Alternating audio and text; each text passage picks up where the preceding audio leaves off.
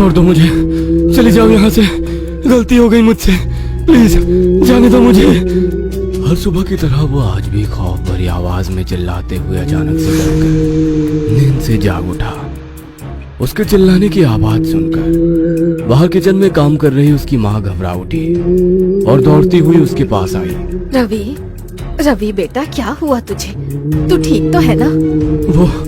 वो मुझे नहीं छोड़ेगी माँ, मार डालेगी वो मुझे। देखो वो शीशे के पास खड़ी है, अभी भी मुझे घूर रही है। चली जाओ यहाँ से। उसके जाने का दुख मुझे भी है बेटा, लेकिन तू शांत हो जा, कोई नहीं है वहाँ। डॉक्टर ने कहा था कि समय पर अपनी दवाई लेना, लेकिन तू किसी की एक नहीं सुनता है। जब से वो इस दुनिया से गई है तब से ना जाने तुझे क्या हो गया है। रवि की माँ उसे ये सब कह ही रही थी कि तभी वहाँ उसकी मंगेतर निधि उससे मिलने आ गई। अरे क्या हुआ तुम्हें? इतने घबराए हुए क्यों? तुमने फिर से वही बुरा सपना देखा क्या? वो सपना नहीं, हकीकत है। तुम लोग मेरी बात समझते क्यों नहीं, यकीन क्यों नहीं करते मेरी बात का? इतना कहकर वो अपना सर पीटते हुए तेज तेज चिल्लाता हुआ अपने ही बालों को नोचने लगा। अरे ये क्या कर रहे हो तुम? शांत हो जाओ रवि, तुम खुद को चोट मत पहुंचाओ। तुमसे किसी ने कहा है कि हमें तुम्हारी बात पर भरोसा नहीं। हम जानते हैं कि तुम सच बोल रहे हो। तुम चाहते हो ना कि तुम जल्दी से ठीक हो जाओ, तो लो ये दवाई खा लो। अपनी बातों में बहला फुसलाकर निधि ने उसे उसकी दवाइयाँ खिला दी और उससे कहा, तुम्हें याद है ना शाम को मेरी बर्थडे पार्टी है? मैं तुम्हारा इंतजार करूंगी, टाइम से पहुंच जाना प्लीज। तुम्हें पता है ना कि इस समय मेरी हालत ठीक नहीं है, प्लीज तुम अपनी बर्थडे पार्टी मेरे बिना ही एंजॉय कर लेना। क्या? अगर तुम ही मेरी बर्थडे पार्टी में नहीं आओगे तो मैं अपना बर्थडे सेलिब्रेट नहीं करूंगी। जाने दो, मुझे कोई पार्टी नहीं करनी है। मैं सबको इन्फॉर्म कर दूंगी कि पार्टी कैंसिल हो गई है। निधि को उदास देखकर रवि का मन भी उदास हो गया और उसने निधि की बर्थडे पार्टी में जाने के लिए हामी भर दी। उसकी बात सुनकर बर्थडे पार्टी में प्रिपरेशंस के लिए निधि भी वहां से चली गई और शाम को तैयार होकर रवि अपनी कार से ड्राइव करता हुआ निधि के घर की तरफ निकल गया। शुक्र है एंड टाइम पर मुझे निधि का गिफ्ट याद आ गया, पर पता नहीं उसे ये नेकलेस पसंद आएगा भी या नहीं। क्यों पसंद नहीं आएगा? तुमने जो इसे खरीदा है। ये आवाज तो। इतना कहकर रवि ने जैसे ही गाड़ी के मिरर में देखा तो उसके होश उड़ गए। तुम तो मर चुके हो ना, तुम मेरी गाड़ी में कैसे आ गई? प्लीज चली जाओ यहाँ से, मैं तुम्हारे हाथ जोड़ता हूँ। नो, तुम्हें यहाँ से लिए बिना तो मैं कहीं भी नहीं जाऊंगी। जाऊंगी तो बस तुम्हें अपने साथ लेकर।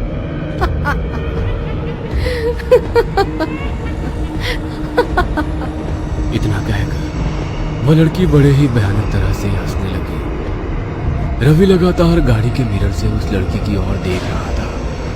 डर के मारे रवि का पूरा शरीर अब बुरी तरह कांपने लगा था। तभी धीरे धीरे उस लड़की का चेहरा बिल्कुल सफेद पड़ गया और उसकी आंखें किसी राक्षस की तरह भयानक लाल रंग की हो गई। इससे पहले कि रवि कुछ कर पाता, वह भयानक आत्मा अचानक ही रवि पर झपट गई और रवि के हाथों से उसकी गाड़ी का कंट्रोल छूटने लगा और वो खुद को उससे छुड़ाने के लिए बुरी तरह चिल्लाने लगा। तभी उसकी गाड़ी की खिड़की पर जोर से एक आवाज हुई, जैसे किसी ने बहुत जोर से उसकी गाड़ी की खिड़की को खटखटाया हो। उस आवाज को सुनकर अचानक रवि होश में आया। उसने गाड़ी के अंदर देखा तो वहां कोई लड़की नहीं थी, लेकिन एक लड़का अभी भी उसकी खिड़की पर लगातार नॉक कर रहा था। इसलिए रवि ने अपनी गाड़ी का शीशा नीचे किया। आप ठीक तो है ना भैया? मैं यहाँ से गुजर रहा था तो आप पर मेरी नजर पड़ी। इतनी रात को शमशान के बाहर इस तरह रुकना ठीक नहीं है, आप यहाँ से चले जाइए। क्या कहा? शमशान घाट? लेकिन ये शमशान घाट तो मैंने बहुत देर पहले ही क्रॉस कर लिया था, तो फिर मैं यहाँ वापस कैसे आ गया? डर के मारे रवि का बुरा हाल हो चुका था कि तभी रवि के फोन पर एक रिंग हुई। ओह नो, निधि का कॉल। वो मेरा ही वेट कर रही होगी। हेलो, कहाँ हो तुम? और मैं कब से तुम्हें कॉल कर रही हूँ, तुम मेरी कॉल क्यों नहीं रिसीव कर रहे हो? तुम्हारे घर पर फोन किया तो आंटी ने कहा कि तुम 1.5 घंटे पहले ही घर से निकल गए थे।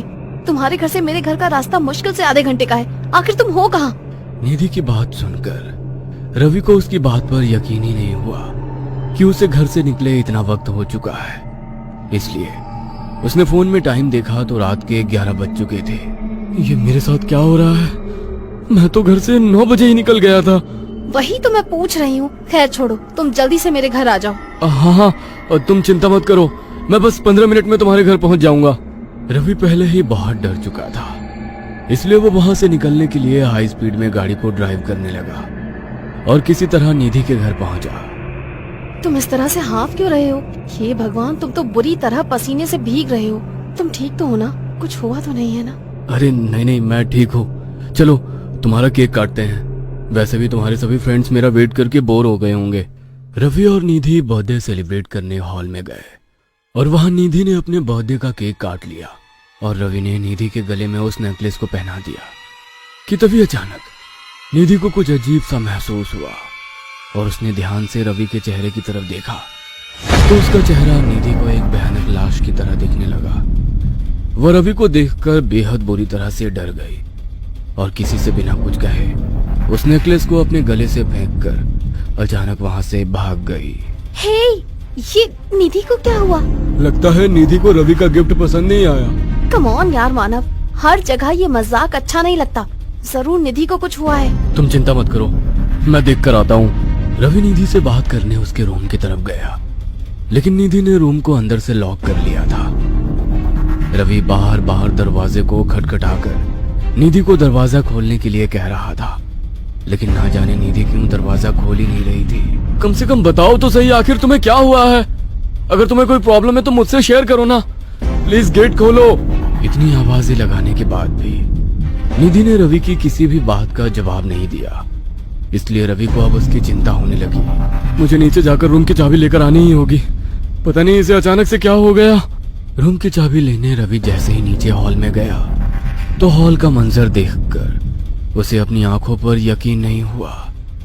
अभी 2 मिनट पहले जो हॉल निधि के दोस्तों से भरा हुआ था, अब उस हॉल में कोई भी नहीं था। और तो और ना ही उस हॉल में बर्थडे का कोई केक और ना ही बर्थडे की कोई डेकोरेशन थी। ये सब क्या हो रहा है? अभी 2 मिनट पहले तो सब यहीं पर थे।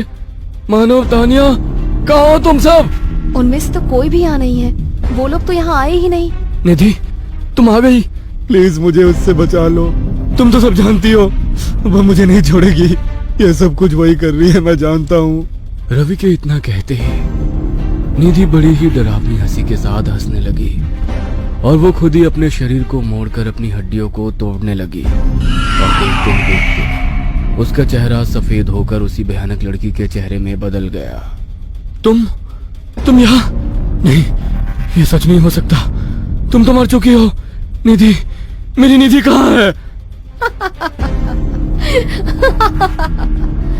वो वही है जहाँ उसे होना चाहिए और कुछ ही देर में अब मैं तुम्हें भी उसके पास पहुँचा दूंगी। बहुत तड़पा तड़पा कर मारा था ना तुम दोनों ने मुझे, मेरे प्यारे भैया। लावण्या प्लीज मुझे माफ कर दो, मुझसे गलती हो गई। वो सब निधि का ही प्लान था। मैं तो ऐसा कुछ करना ही नहीं चाहता था। तुमने उसे उसकी सजा दे दी ना, तो प्लीज अब मुझे जाने दो। मैं तुम्हारा भाई हूँ ना।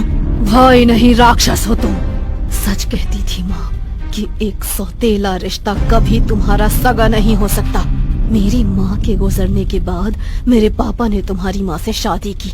तुम्हारी माँ ने तो कभी तुम में और मुझ में कोई फर्क नहीं किया, लेकिन तुमने कभी मुझे अपनी बहन नहीं समझा। तुम्हें तो सिर्फ प्रॉपर्टी चाहिए थी। पापा ने आधी प्रॉपर्टी तो पहले ही तुम्हारे नाम कर दी थी, लेकिन तुम्हें तो मेरे हक का भी सब कुछ चाहिए था। तुम मार दिया मुझे, मेरी गाड़ी के ब्रेक फेल करा दिए। तुम्हारी वजह से मेरा एक्सीडेंट हो गया, लेकिन मैं जिंदा थी।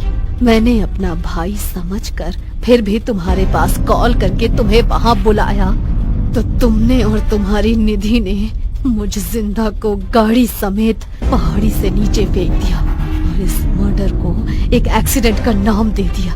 भले ही कानून के पास तुम्हारे गुनाहों का कोई सबूत नहीं था, लेकिन मैं तो तुम्हारे हर गुनाह को जानती हूँ। अपने हर एक गुनहगार को तो मैंने मुक्त कर दिया। अब बारी तुम्हारी है। इतना कहते ही लावण्या की आत्मा रवि पर झपट पड़ी और उसने रवि के शरीर के मांस को नोच कर उसके शरीर के चीथड़े उड़ा दिए। रवि की चीखों की गूंज पूरे घर में गूंज रही थी। कुछ देर तक उन भयानक चीखों की गूंज के बाद सब कुछ शांत हो गया और रवि ने बुरी तरह तड़पते हुए वहीं अपना दम तोड़ दिया। जो इंसाफ ये दुनिया लावण्या के लिए ना कर सकी, वो इंसाफ आज उसने खुद अपने लिए कर लिया और अपने गुनहगारों को सजा देकर आज वो भी हमेशा हमेशा के लिए इस दुनिया से मुक्त हो गई।